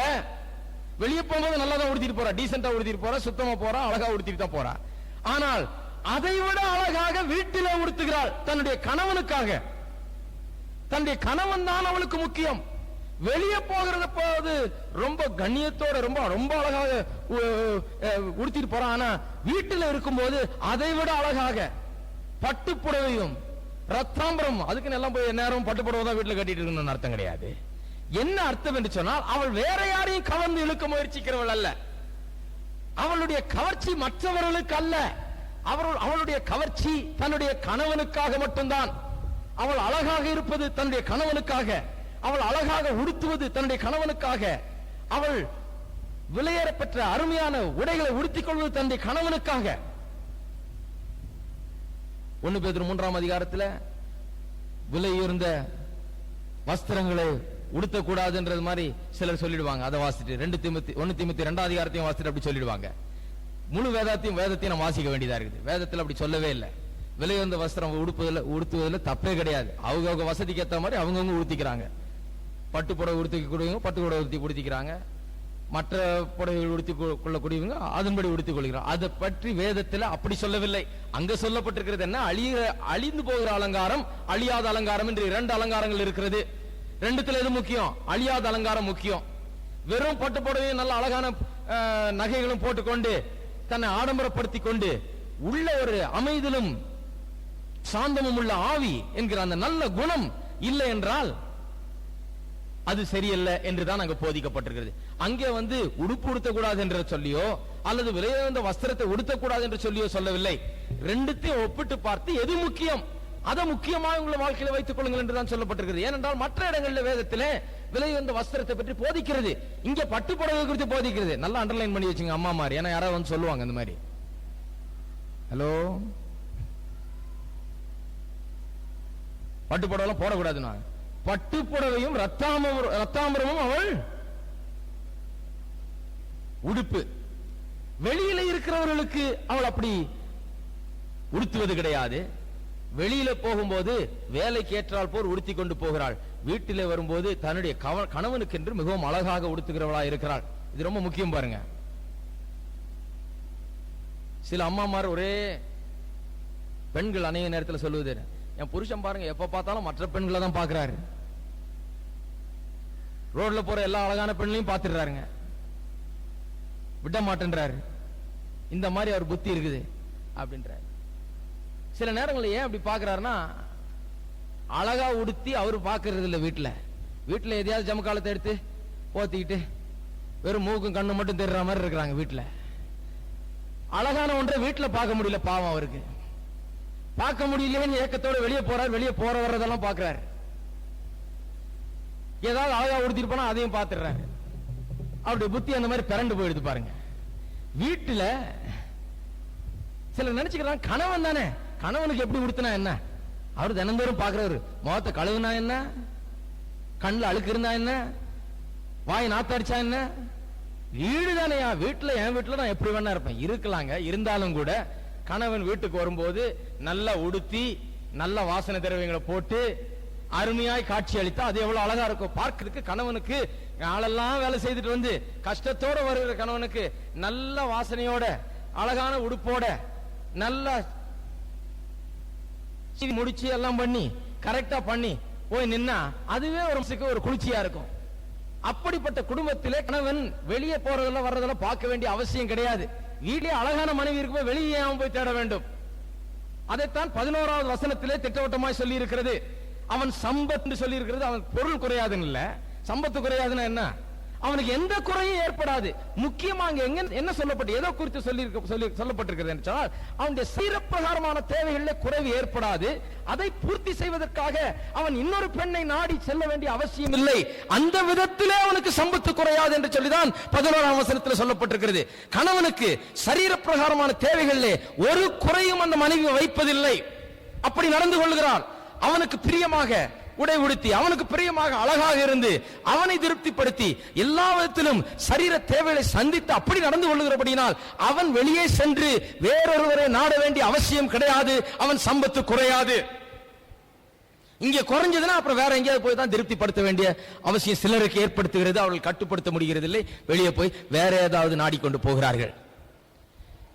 வீட்டிலே நல்ல உடை உடுத்த அவசியம் இல்லை என்பது அநேகருடைய நினைப்பு. சிலரை வீட்டில் பார்த்தா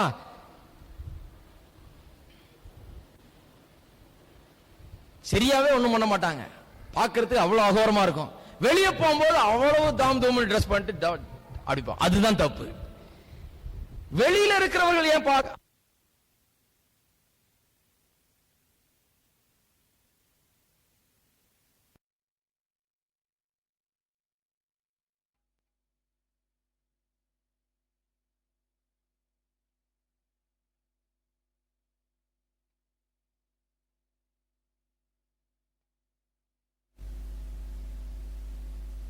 போகிறார். வேலைக்கு போகும்போது வீட்டிலே பட்டுப்புடவையும் ரத்தாம்பரமும் பர்பிள் அவளுடைய உடுப்பாய் இருக்கிறது. நல்ல கவனிங்க. தன் கைகளினால் உற்சாகத்துடனே வேலை செய்கிறார். கைகளினால உற்சாகத்தோட வேலை செய்கிறார். உற்சாகத்தோட வேலை செய்கிறாள்னு எல்லா மனைவியும் வீடெல்லாம் அழுக்கா கிடக்குது, சோஃபாலாம் அழுக்கா இருக்குது, டைனிங் டேபிள்லாம் அழுக்கா இருக்குது. வீட்டுக்கு வந்து ஓ கர்த்தருக்கு ஸ்தோத்திரம், உற்சாகத்தோட வேலை செய்யறேன், ஓ இன்னைக்கு எவ்வளவு அழுக்கு இருக்குது, பிரைஸ் தி லார்ட், இன்னைக்கு எல்லாம் அப்படியே செய்யறாங்க. கிடையாது. அழுக்க பார்த்தா கொஞ்சம் வருத்தமா தான் இருக்குது. என்ன இந்த மாதிரி பண்ணி வச்சிருக்காங்களே, இதெல்லாம் துடைக்கணுமே. அப்படி இருந்தும் ஏன் உற்சாகத்தோட வேலை செய்யற? உற்சாகத்தோட வேலை செய்யறானா ஏதோ சோதரம் போட்டு வேலை செய்யறான்னு அர்த்தம் இல்ல. உற்சாகம் எங்க இருந்து வருகிறது? தன்னுடைய கணவனுக்காக, தன்னுடைய குடும்பத்துக்காக, தன்னுடைய பிள்ளைகளுக்காக செய்கிறோமே என்கிற அந்த எண்ணம் அவருக்குள்ள இருக்கிறபடினால, என்னுடைய குடும்பத்துக்காக, என்னுடைய பிள்ளைகளுக்காக, என்னுடைய கணவனுக்காக நான் இதை செய்கிறேன் என்கிற எண்ணம் அவளுக்குள்ள இருக்கிறதாலே உற்சாகம் அவளுக்குள்ளாக வருகிறது. அழுக்கையும் ஒழுங்கினத்தையும் வீடு கிடக்கிற நிலையும் பார்த்தவள் சோர்ந்து போவது கிடையாது. சோர்ந்து போகிறதுக்கு வாய்ப்பு இருந்த போதும் கூட அவள் வீட்டுக்கு வந்தது என்ன பண்றா? ஒரு உற்சாகம் வருகிறது. ஏன்? அவளுடைய கணவனை அவர் விரும்புகிறார், தன்னுடைய பிள்ளைகளை விரும்புகிறாள். அதனாலே அவளுக்கு உற்சாகம். கனவு வரத்துக்குள்ள எல்லாம் ரெடியா பண்ணி வைப்போம், அழகாக வைப்போம். அந்த உற்சாகம் அவளுக்குள்ள ஒரு மோட்டிவேஷன் இருக்கிறது. வேலை செய்வதற்கென்று ஒரு உற்சாகம் அவளுக்குள்ளாக கிளம்புகிறது. எல்லா அம்மாரும் ஒரு ஆமேன்னு சொல்லுங்க பாப்போம். உற்சாகமா ஆமேன்னு சொல்லுங்க. உற்சாகத்தோட வேலை செய்கிறாள். அந்த உற்சாகம் ஏன் வருகிறது? தன்னுடைய கணவனுக்காக செய்கிறோமே என்று சொல்லி அவள் உற்சாகத்தோடு. ஒரு டிரான்ஸ்லேஷன் ஆங்கிலத்தில் சொல்லப்பட்டிருக்கிறது, with much pleasure she works. மிகுந்த ஆனந்தத்தோட இன்பத்தோட அவள் வேலையில் செய்கிறார். ஏன்னா தன்னுடைய குடும்பத்துக்கு, தன்னுடைய கணவனுக்கு செய்ய வேண்டியது இவைகள் என்று சொல்லி அவள் அவ்வளவு உற்சாகமாக செய்கிறாள். அதைத்தான் அங்க சொல்லப்பட்டிருக்கிறது. உற்சாகம் எப்படி வரும்? தான் குடும்பம், தான் கணவன், தனக்காக நம்ம செய்ய வேணும், இதெல்லாம் செய்ய வேணும் என்கிற அந்த ஒரு நல்ல எண்ணம் இருக்கிற வேளையில உற்சாகம் வருகிறது. கணவன் செய்ய அன்பு காண்பிக்கல, வீட்டுல பிரச்சனை, தகராறு, சண்டை சச்சரவுன்னு அந்த உற்சாகமே இருக்காது. என்னத்தை செய்து என்ன பிரயோஜனம்? புருஷன் ஒரு நல்ல வார்த்தை சொல்ல மாட்டேன்றாரு. எவ்வளவு செய்தாலும் அந்த மனுஷன் ஒரு பாராட்டும் கிடையாது, ஒரு நல்ல வார்த்தையும் கிடையாது, ஒண்ணும் கிடையாது. அப்படிப்பட்ட குடும்பங்கள் கொஞ்சம் கஷ்டமா தான் இருக்கும். ஏன்னா மனைவியை பாராட்டுறதே கிடையாது, மனைவியினுடைய வேலையை பெருசா எண்ணுகிறதே கிடையாது, மனைவி செய்கிற நல்ல காரியங்களை ஒரு பெரிதா நினைக்கிறதே கிடையாது சில கணவன்மார். அப்பொழுது மனைவிக்கு அந்த உற்சாகம் குறைஞ்சிருது பாருங்க. நாமளும் கொஞ்சம் உற்சாகப்படுத்தும் போது அவர்களும் உற்சாகம் அடைகிறார்கள். அன்பு காட்டுகிற வேளையிலே சேவை செய்வதிலே அவர்கள் மிகவும் உற்சாகத்தோடு காணப்படுகிறார்கள். ஏனென்றால் தன்னுடைய கணவன், தன்னுடைய பிள்ளைகள் என்று சொல்லி அந்த ஒரு உற்சாகம் கிளம்புகிறது. 14ஆம் வசனம், 14 பார்ப்போம். அவள் வியாபார கப்பல்களை போல் இருக்கிறாள், தூரத்திலிருந்து தன் ஆகாரத்தை கொண்டு வருகிறாள்.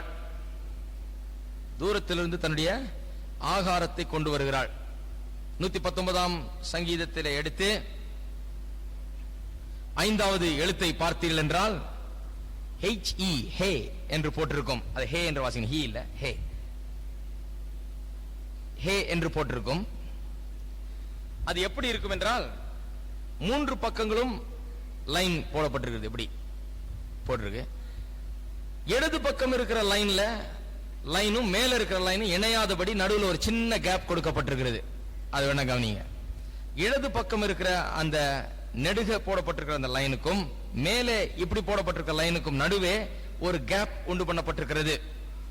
அந்த கேப், அந்த இடைவெளியை எபிரேய மக்கள் கண்டபோது அவர்கள் அதை ஜன்னல் என்று அதை அழைத்தார்கள், விண்டோ. அந்த விண்டோ எதை குறிக்கிறது, அந்த ஜன்னல் எதை குறித்தது அவர்களுக்கு? பெர்ஸ்பெக்டிவ். வாழ்க்கையிலே சரியான கண்ணோட்டம், வாழ்க்கையில சரியான பெர்ஸ்பெக்டிவ், ஒரு கண்ணோட்டம். பல காரியங்கள் இருக்குது வாழ்க்கையில, ஆனா சரியான கண்ணோட்டம் நமக்கு தேவை. வாழ்க்கையில சரியான கண்ணோட்டம். சரியான கண்ணோட்டம் என்று சொன்னால் சில காரியங்களை புரிந்து கொண்டு நல்ல தெளிவா மனதில் வைத்துக் கொண்டு இது இப்படி அது அப்படின்னு சொல்லி தெளிவா சில காரியங்களை மனதில் கொண்டிருப்பது. சார்ல்ஸ் ஹேடன் ஸ்பர்ஜன் என்று சொல்லி பெரிய பிரசங்கியார். சார்ல்ஸ் ஸ்பர்ஜன் நீங்க கேள்விப்பட்டிருப்பீங்க. அவர் பிரசங்கிப்பதை குறித்து போதிக்கிறார். அந்த புத்தகத்தில் சொல்லுகிறார், பிரசங்கத்திலே உதாரணங்கள் இருக்க வேண்டியதுதான், ஆனா வெறும் உதாரணத்தை வச்சு பிரசங்கம் பண்ண முடியாதுன்னு சொல்றார். ஏன் என்று சொன்னால் உதாரணங்கள் எல்லாம் ஜன்னல்களை போல, வீட்டில் வைக்கப்படும் ஜன்னல்களை போல. வெறும் ஜன்னலை வச்சு ஒரு வீடை கட்டிட முடியாது. வெறும் ஜன்னலா வச்சு கல் அடிச்சே வீடை காலி பண்ணுவாங்க இந்த காலத்தில். அதுவும் வெறும் ஜன்னலை வச்சு கட்டினா இல்லையா? ஜன்னல் அங்கங்க வைக்கிறோம். எதுக்கு வைக்கிறோம்? ஒரு நல்ல காத்து அடிக்கும், நல்ல வெளிச்சம் வரும் அப்படின்னு சொல்லி ஜன்னல் எல்லாம் மூடிட்டா என்ன ஆயிடும்? ஒண்ணுமே தெரியாது. என்ன ஏதுன்னு, எந்த பக்கம் இருக்கிறோம் எங்க இருக்கிறோம் ஒண்ணுமே தெரியாது. ஜன்னல் இல்லாம ஃபுல்லா செவர வச்சு மூடிட்டா காத்தும் அடிக்காது, மூச்சு திணறிடும், வெளிச்சமும் அடிக்காது. எங்க இருக்கிறோம்ன்ற பெர்ஸ்பெக்டிவே போயிடும். கிழக்கா மேற்கா தெற்கா வடக்கான்னு அந்த இதே போயிடும் இல்லைங்களா? அது போலதான் இதுவும். ஜன்னல் ஒரு பெர்ஸ்பெக்டிவ் கொடுக்கிறது, ஒரு கண்ணோட்டத்தை கொடுக்கிறது. வாழ்க்கையில ஒரு கண்ணோட்டம் அவசியம். நமக்கு வேலை இருக்குது, மனைவி இருக்குது, புருஷன் இருக்கு, பிள்ளைகள் இருக்கிறாங்க, சபை இருக்குது, கத்தருக்கு அடுத்த காரியங்கள் இருக்கிறது, வியாபாரத்துக்கு அடுத்த காரியங்கள் இருக்குது, தொழிலுக்கு அடுத்த காரியங்கள் இருக்கிறது, குடும்பத்துக்கு அடுத்த காரியங்கள் இருக்கிறது. இவைகளை ஒரு கண்ணோட்டம், சரியான கண்ணோட்டத்தோடு நாம் காண வேண்டியது அவசியம். விண்டோ என்பது நமக்கு உள்ள அந்த கண்ணோட்டம் என்கிற காற்றையும் வெளிச்சத்தையும் அனுப்புகிறதா இருக்கிறது. அப்படிதான் எபிரேய மக்கள் அதை கண்டார்கள். நாம் இப்பொழுது 14ஆம் வசனத்தை வாசிப்போம். அவள் வியாபார கப்பல்களைப் போல் இருக்கிறாள், தூரத்திலிருந்து தன் ஆகாரத்தை கொண்டு வருகிறாள்.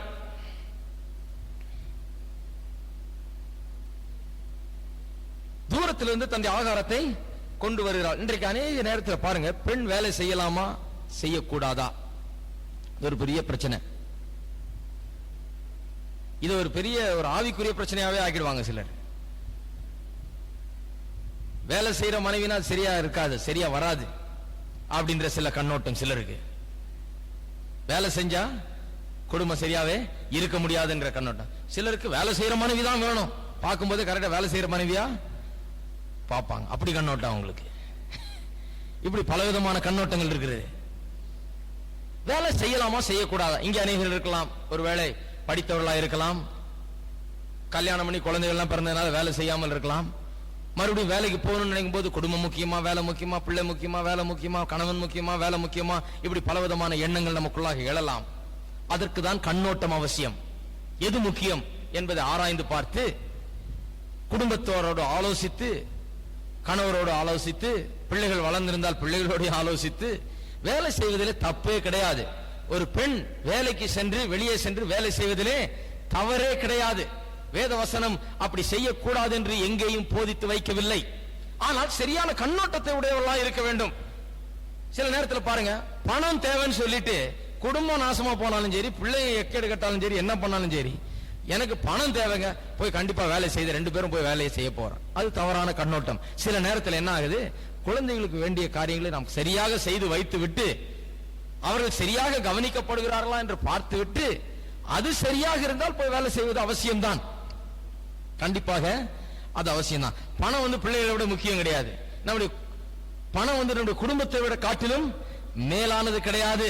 எனக்கு தெரிந்த எத்தனையோ பேர் பிள்ளைகளுக்காக தங்களுடைய வேலைகளையே விட்டு கொடுத்த அம்மாமார் சில நேரத்தில் வீட்டில இருந்து பிள்ளைகளை வளர்த்து விட்டு பிள்ளைகள் கொஞ்சம் வளர்ந்து பள்ளிகளுக்கு போக ஆரம்பித்த பிறகு வேலைக்கு சென்றவர்களும் இருக்கிறார்கள். அதுதான் பெர்ஸ்பெக்டிவ். வாழ்க்கையில ஒரு நல்ல பெர்ஸ்பெக்டிவ், நல்ல கண்ணோட்டம் புரிகிறது அவர்களுக்கு. தங்களுடைய பொறுப்புகள், உத்தரவாதங்கள் அவர்களுக்கு புரிந்து கொண்டு வைத்திருக்கிறார்கள். அவர்கள் சும்மா கெடுபடியா பேசுறது இல்ல. வேலை செய்யலாமா செய்யக்கூடாதா, பைபிள் என்ன சொல்லி இருக்குது, செய்யக்கூடாதுன்னு சொல்லி இருக்குது சிலர் சொல்லுவாங்க, செய்யலாம்னு சொல்லி இருக்கு சிலர் சொல்லுவாங்க. அப்படி பேசக்கூடாது. வேதத்தில் செய்யலாம் என்று சொல்லி இருக்கிறது. ஆனால் அதுக்கென்று ஒரு சரியான பெர்ஸ்பெக்டிவ் நமக்கு தேவை. பணம் வாழ்க்கையில் அவ்வளவு முக்கியம் கிடையாது. குழந்தைகள் நமக்கு மிகவும் முக்கியம். குழந்தைகளை பார்த்துக்கிறதுக்கு யாராவது இருந்தா, நல்ல பொறுப்புள்ள ஆட்கள் இருந்தா வேலை செய்ய வேண்டியது அவசியம்தான். என்னுடைய மனைவி டாக்டர். வேலை செய்யணும்னா ரொம்ப ஆசை என் மனைவிக்கு. எங்கேயாவது ஒரு ஆஸ்பத்திரியில் போய், எங்கேயாவது பெரிய ஆஸ்பத்திரியில் போய் நல்லா வேலை செய்யணும். ஏன்னா படிச்சாச்சு, படிச்சுட்டு எல்லாம் வீணா போயிட போகுதுன்னு சொல்லிட்டு வேலை செய்யணும் ரொம்ப ஆசை. நானும் என்ன செய்யணுமோ செய்துக்கோன்னு விட்டுறது. என்ன செய்யணுமோ நீ தீர்மானம் பண்ணு. உனக்கு வேலை வேணுமா செய், வேலை வேணாமா செய்ய வேணாமா செய்ய வேணாம். ஊழியஞ்சீரியா செய், வேலை செய்யறியா, டாக்டரா இருக்கிறியா செய், கிளினிக் வச்சுக்கிறியா வச்சுக்கோ.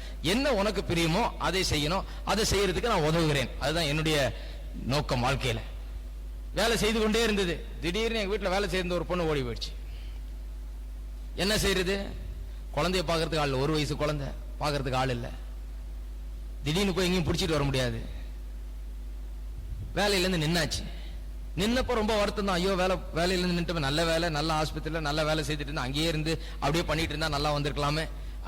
என்ன பண்றது? குழந்தைய பாக்குறதுக்கு ஆள் இல்ல. சாக்ரிஃபைஸ் பண்ணி தான் ஆக வேண்டும். வாழ்க்கையில ஒரு பெர்ஸ்பெக்டிவ் அவசியம். எது முக்கியம்?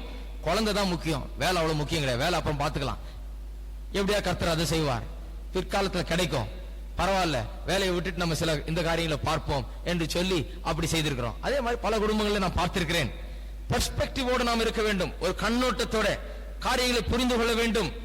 வேதத்தில் வேலை செய்யக்கூடாதுன்னு சொல்லவில்லை. நான் என்னுடைய மனைவி வேலை செய்யறதுக்கு எதிராளி கிடையாது. கண்டிப்பா வேலை செய்யலாம். மறுபடியும் வேலைக்கு போறாங்க, கண்டிப்பா செய்யலாம், நல்ல வேலை கிடைக்கும். ஆனாலும் பெர்ஸ்பெக்டிவ் நமக்கு மிகவும் அவசியமா இருக்கிறது. நம்முடைய குடும்பங்களை நாம் பேணி காக்க வேண்டும். அது மிகவும் முக்கியமானதா இருக்கிறது. குழந்தைகளை நாம் பேணி காக்க வேண்டும். அவர்களுடைய எதிர்கால வாழ்க்கை நாம் ஆரம்ப காலங்களிலே அவர்களோடு செலவிடுகிற நேரத்துக்கு ஏற்றாற் போலதான் அவளுடைய எதிர்கால வாழ்க்கையும் அமைய போகிறது. ஆகையால் எல்லாரையும் வேலையை விட்டு குழந்தை பாருங்க சொல்லல. நான் ஒரு நல்ல கண்ணோட்டத்தோடு, எது முக்கியம் என்கிற கண்ணோட்டத்தோடு இருக்க வேண்டும். நிறைய வேலை செய்யறவங்க இருக்காங்க. நாளெல்லாம் வேலை செய்வாங்க, பகல்லாம் ஆயா வீட்டுல வேலையை பார்த்துக்கும். வீட்டுக்கு வந்த உடனே அவங்க நான் அங்க போறேன் இங்க போறேன்னு போயிடுறது இல்லை. குழந்தைகளோடு இருந்து அவர்கள் படித்தார்களா படிக்கலையா, என்ன பண்ணாங்க என்னன்னு கேட்டு அவர்களோட சில மணி நேரங்கள் செலவழித்து அப்படி இருக்கிறார்கள். அது மிக முக்கியம். எப்படியோ ஒரு விதத்திலே நம்முடைய குடும்பத்தினுடைய நலன், பிள்ளைகளுடைய நலன், கணவனுடைய நலன் இவையெல்லாம் கெட்டு போகாதபடி பாதுகாக்கப்பட வேண்டும். குடும்பம் பாதுகாக்கப்பட வேண்டும். அது நன்றாக நடத்தப்பட வேண்டும். அதுதான் கர்த்தருடைய சித்தம். குடும்பத்தை அலட்சியமாய் விட்டுவிட்டு பிறகு பிள்ளைகளும் அலட்சியமா இருக்கிற வேளையில நாம் அதை குறித்து வருந்தும் போது அது கர்த்தருடைய நாமத்துக்கு மகிமையா இருக்காது. நாம் முதல்ல இருந்தே ஒழுங்காக குடும்பத்தை நாம் நடத்த வேண்டியது அவசியமா இருக்கிறது. வேலை செய்கிற மனைவியா இருந்தாலும் அவள் ஒரு பெர்ஸ்பெக்டிவோட இருக்க வேண்டும். இந்த மனைவி பாருங்க எப்படி இருக்கிறார், வியாபார கப்பல்களை போல இருக்கிறார். தூரத்திலிருந்து தன் ஆகாரத்தை கொண்டு வருகிறாள். சில நேரத்தில் தூரமா போக வேண்டியதா இருக்குது வேலைக்கு.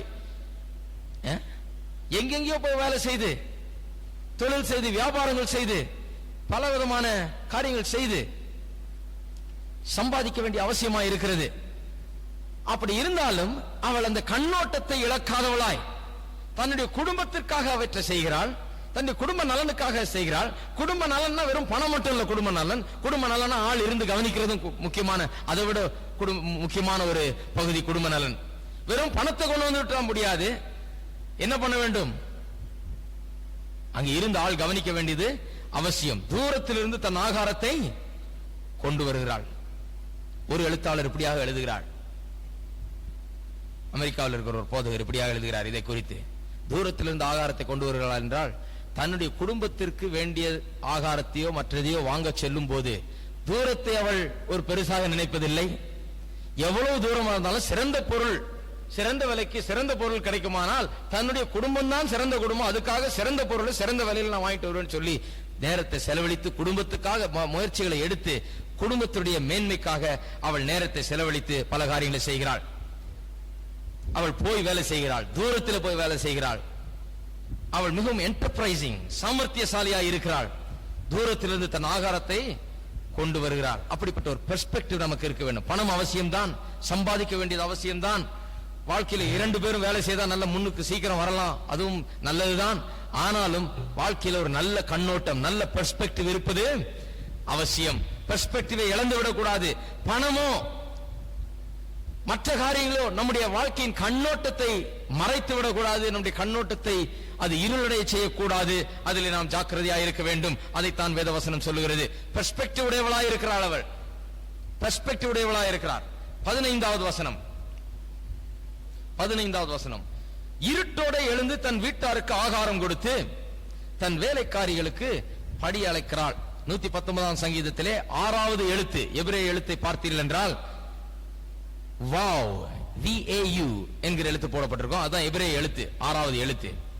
அதை பார்த்தீங்கன்னா சுவத்திலே நாம் கோட்டு கிட்டு சட்டெல்லாம் மாற்றுறதுக்கு ஒரு ஆணி மாதிரி வைப்போமே சில நேரத்தில், இப்படி வந்து இப்படி இருக்கும், அந்த மாதிரி இருக்கும் அந்த எழுத்து. இப்படி இருக்கும். அது அநேக நேரத்தில் இப்படி இப்படி செவுத்தில் அடிக்கப்பட்டிருக்குது அந்த ஆணி. ஒரு நெயில் ஒரு பெக், ஒரு கொக்கி மாதிரி இப்படி இருக்குது. நம்ம வந்தோன்னு சட்டை கழட்டி அதில் மாற்றோம் இல்லைங்களா? அதை போல காட்சி அளிக்கும்.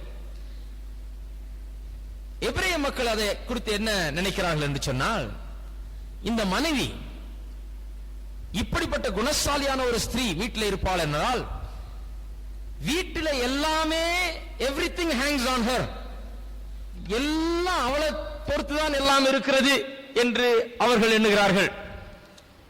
நாம் எப்படி சட்டையை மாட்டி சட்டையை கழட்டி அதுல தொங்க விடுறோமோ, கலப்பா வந்து சட்டையும் பையும் எல்லாத்தையும் அதுல தொங்க விடுறோமோ, அதுபோல மனைவி இருக்கிறாள். களைத்து பலவிதமான சவால்களை வாழ்க்கையில சந்தித்து வீட்டுக்கு களைத்து வருகிற வேளையிலே மனைவி ஒரு இளைப்பாறுதல் இடமாக இருக்கிறாள்.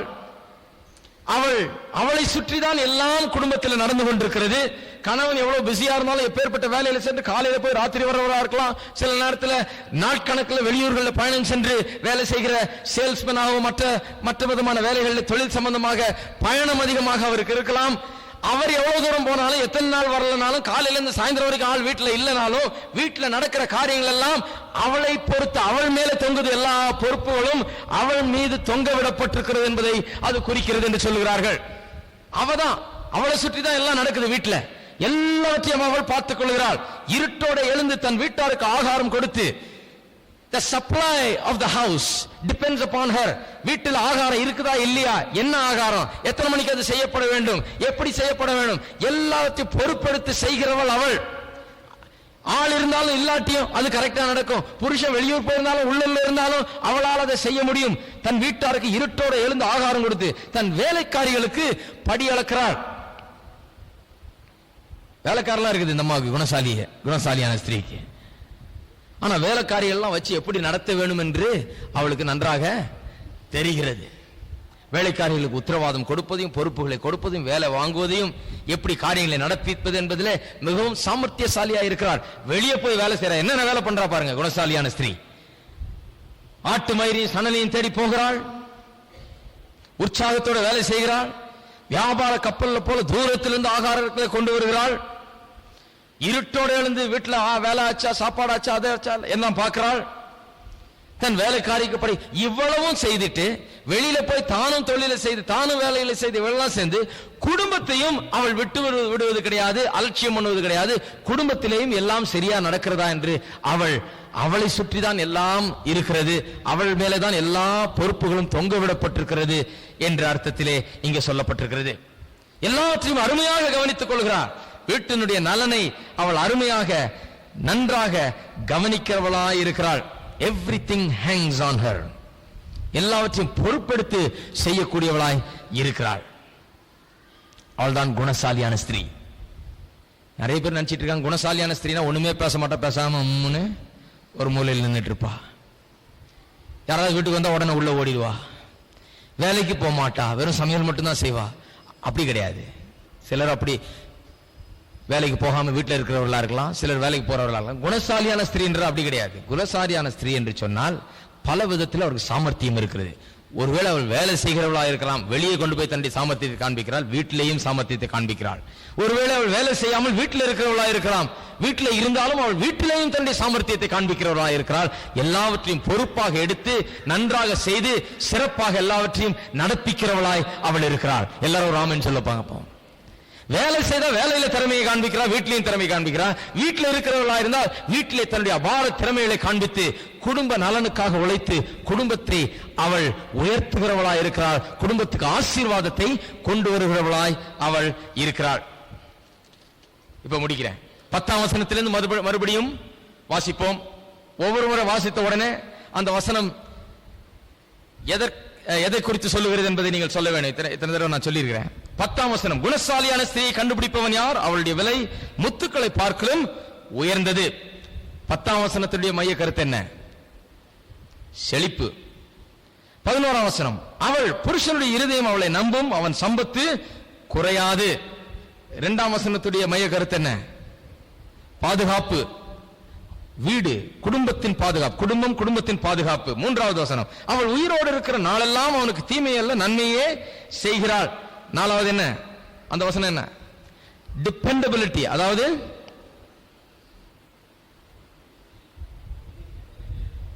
எந்த நிலையிலும் மாறாம ஒட்டகம் எப்படி தலையை ஆட்டுறதே இல்லை.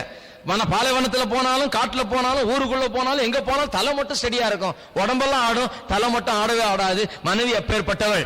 எந்த சூழ்நிலையும் அவளை மாற்றுகிறது கிடையாது. தேவனுடைய வசனத்திலேயும் ஜெபத்திலேயும் உறுதியா இருக்கிறபடினால் சூழ்நிலைகளை கண்டு அவள் அதுக்கேற்றால் போல் நடக்கிறவள் அல்ல. பணம் இருக்கும்போது திட்டுறவளும், பணம் இல்லாதப்ப பணம் இருக்கிறப்ப நல்லா இருக்கிற, பணம் இருக்கிறப்ப திட்டுறேன், பணம் இருக்கிறப்ப திட்டியும், பணம் இருக்கிறப்ப நல்லா இருந்தும் பணம் இல்லாதப்ப திட்டியும் இப்படி இருக்கிறவள் அல்ல குணசாலியான ஸ்திரீ.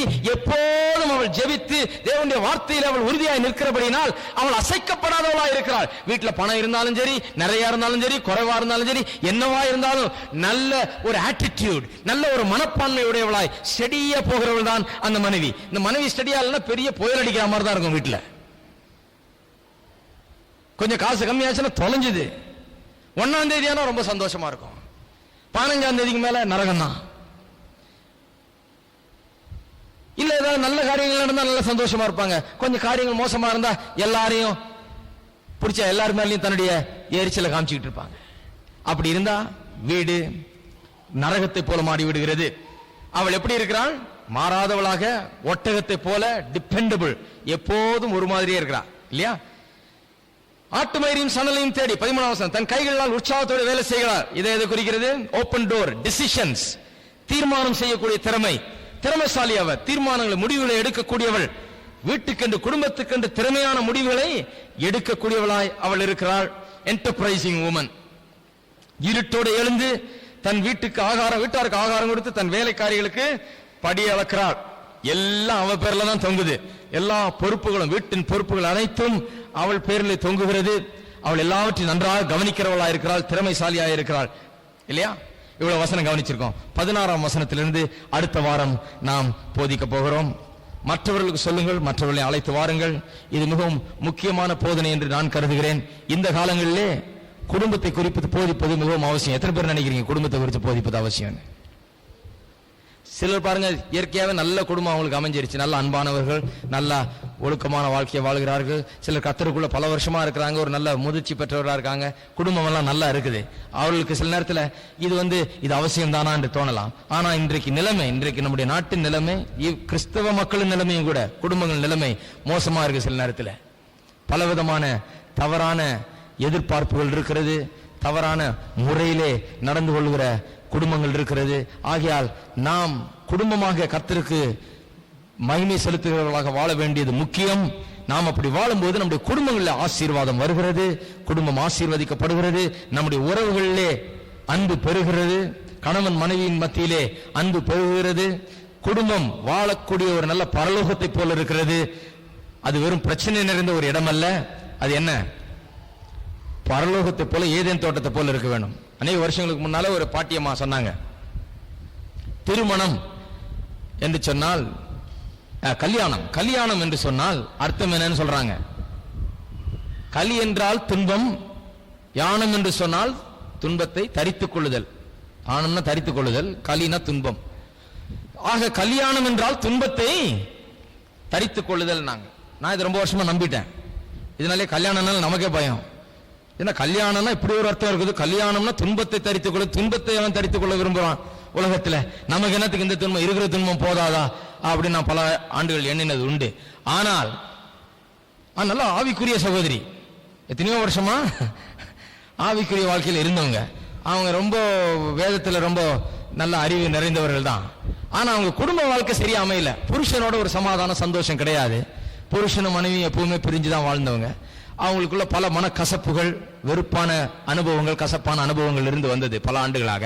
அதை வைத்துக் கொண்டு அந்த அம்மா அவ்வளவு ஆவிக்குரிய அம்மாவா இருந்தாலும் கல்யாணத்துக்கு இப்படி ஒரு அர்த்தத்தை கொடுத்துட்டாங்க.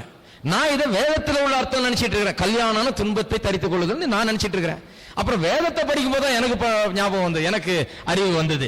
வேதத்துல இந்த அர்த்தம் கொடுக்கல. அந்த அம்மா நல்லா வேதத்தை படிச்சு மற்றதெல்லாம் கரெக்டா தான் சொல்றாங்க. இந்த கல்யாணத்தை மட்டும் உலக பிரகாரமான அர்த்தம் சொல்றாங்க, தன்னுடைய சொந்த அனுபவத்திலிருந்து அர்த்தம் சொல்றாங்க. நான் புரிஞ்சுக்கிட்டேன். கல்யாணம்னா வேதத்தில் அப்படி அர்த்தம் சொல்லப்படவில்லை. கல்யாணம் கணவன் மனைவி ஒன்றாக வாழ்வது, கிறிஸ்துவும் சபையும் ஒன்றாக வாழ்வதற்கு ஒப்பிடப்பட்டிருக்கிறது. அவருடைய சமூகத்தில் பேரானந்தம் இருக்கிறது, மகிழ்ச்சி இருக்கிறது, சந்தோஷம் இருக்கிறது. சபை ஆண்டவரை துதிக்கிறது, அவருக்கு இணங்குகிறது, அவரோடு செல்லுகிறதா இருக்கிறது, அவருடையதா இருக்கிறது, அவருக்காக வைராக்கிய பாராட்டுகிறதா இருக்கிறது. அப்படிப்பட்ட வாழ்க்கை தான் கணவன் மனைவியுடைய வாழ்க்கை. அது சந்தோஷம் நிறைந்த வாழ்க்கை.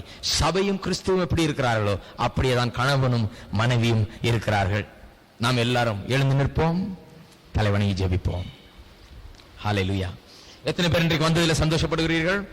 எங்கள் அன்பின் தேவனே, இந்த காலை வேளைக்காக உமக்கு ஸ்தோத்திரம். கர்த்தராகிய இயேசுவின் நாமத்திலே மறுபடியுமாய் உம்முடைய சன்னிதானத்தில் நாங்கள் நிற்கிறோம். அருமையான வார்த்தைகளுக்காக உமக்கு ஸ்தோத்திரம். குணசாலியான ஸ்திரியை கண்டுபிடிப்பவன் யார் என்று எழுதியிருக்கிறதே, அவளுடைய மதிப்பு, விலை முத்துக்களை பார்க்கிலும் உயர்ந்தது என்று எழுதி வைக்கப்பட்டிருக்கிறதே கர்த்தாவே. உண்மையாகவே அதை நாங்கள் உணர்கிறோம். எவ்வளவு விலை உயர்ந்தவளாய் அந்த குணசாலியான பெண் இருக்கிறாள். இங்க இருக்கிற ஒவ்வொரு சகோதரிக்காகவும் நான் ஜெபிக்கிறேன் கர்த்தாவே. குணசாலியான ஸ்திரீயாக அவர்கள் விளங்கட்டும். ஒவ்வொரு சகோதரியுடைய கரத்தில் நீர் எடுத்தருளும். குணசாலியான ஸ்திரீயாக ஒவ்வொருவரும் மாறட்டும் கர்த்தாவே. ஒவ்வொருவரும் தங்களுடைய குடும்பத்தின் குணசாலியான ஸ்திரீயாக, குடும்பத்துக்கு ஆசீர்வாதத்தை கொண்டு வருபவர்களாக மாறட்டும் கர்த்தாவே. ஏதோ ஒரு மூலையில் அடங்கி கிடப்பவர்களாக அல்ல, ஒன்றும் பேசாதவர்களாக, அப்பாவிகளாக, ஒதுக்கப்பட்டவர்களாக, கர்த்தாவே திறமை இல்லாதவர்களாக அப்படியே கிடப்பவர்களாக அல்ல, திறமைசாலிகளாக, குடும்பத்துக்கு ஆசீர்வாதத்தை தேடி தருகிறவர்களாக, நல்ல கண்ணோட்டத்தை உடையவர்களாக, பல காரியங்களை செய்து அதில் வெற்றி காண்கிறவர்களாக, நல்ல தீர்மானங்களை குடும்பத்துக்கு என்று எடுக்கக்கூடியவர்களாக கர்த்தாவே ஒவ்வொரு குடும்ப தலைவர்களையும் நீர் ஆசீர்வதித்தருள வேண்டுமே. இங்க இருக்கிற ஒவ்வொரு அம்மாமார்களையும், சகோதரிகளையும், இளம் சகோதரிகளையும் நீர் ஆசீர்வதித்தருள வேண்டுமே கர்த்தாவே.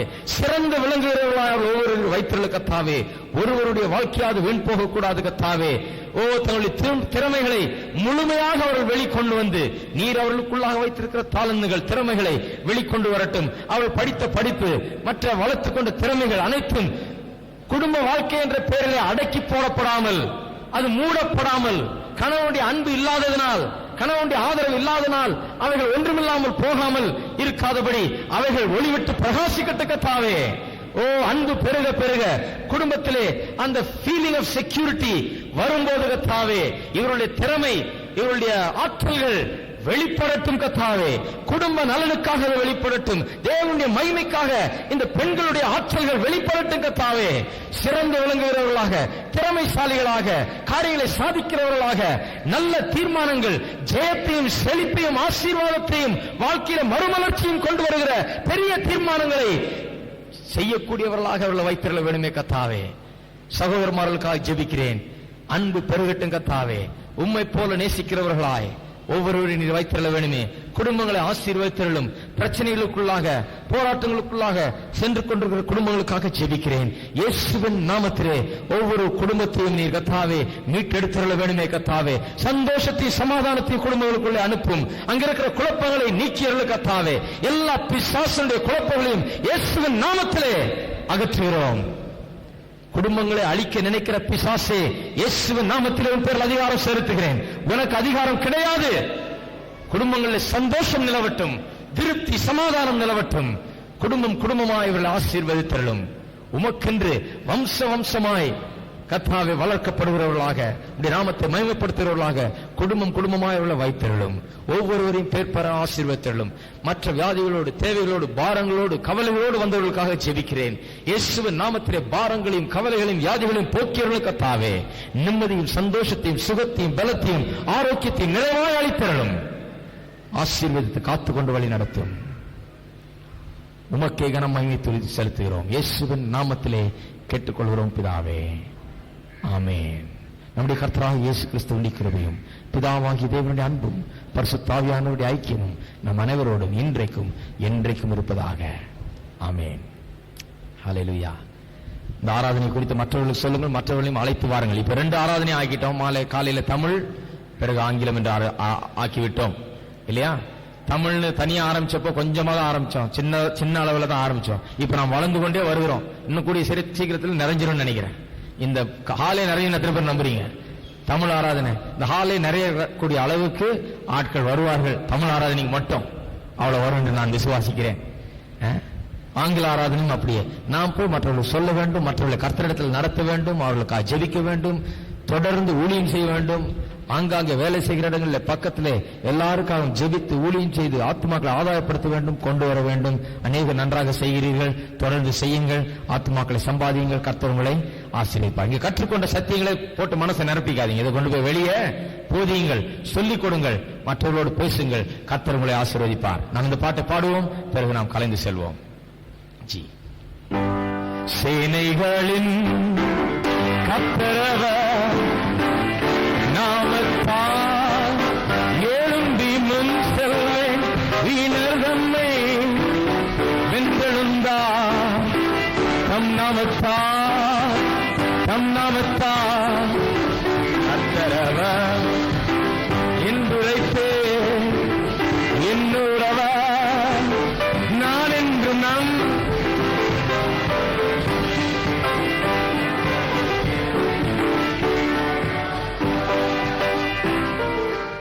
சாயங்காலம் 6:30 மணிக்கு கூட்டம் இருக்கிறது. சாயங்கால ஆராதனைக்கு வராதவர்கள், இதுவரை வந்துடாதவர்கள் கண்டிப்பா வாருங்க, மற்றவர்களையும் அழைத்து வாருங்கள். சாயங்கால ஆராதனை மிக முக்கியமான காரியங்கள், முக்கியமான சில காரியங்கள் அங்கு போதிக்கப்படுகிறது. எல்லாரையும் அன்புடன் அழைக்கிறோம். 6:30 மணிக்கு சரியா ஆரம்பிக்கும். எல்லா கூட்டமும் சரியான நேரத்துக்கு ஆரம்பிப்போம், சரியான நேரத்துக்கு முடிப்போம். அதனால சரியான நேரத்தில் எல்லாரும் இங்க வந்துடுறது மிகவும் நல்லது. எல்லாம் வந்துட்டீங்கன்னா ரொம்ப அருமை, இன்னும் கொஞ்சம் கூட சீக்கிரம் முடியலாம். எல்லாரும் கரெக்டா 8 மணிக்கு இங்க இருந்தா அது வேற மாதிரி முடியும். ஆனா சிலருக்கு முடியாது, எனக்கு தெரியும். ஆகையால் கூடிய மட்டுக்கும் நல்ல நேரத்தோட வாருங்கள். சாயங்கால ஆராதனையும் அப்படியே சீக்கிரத்தை முடிச்சிருவோம், 8:15 முடிஞ்சிடும்.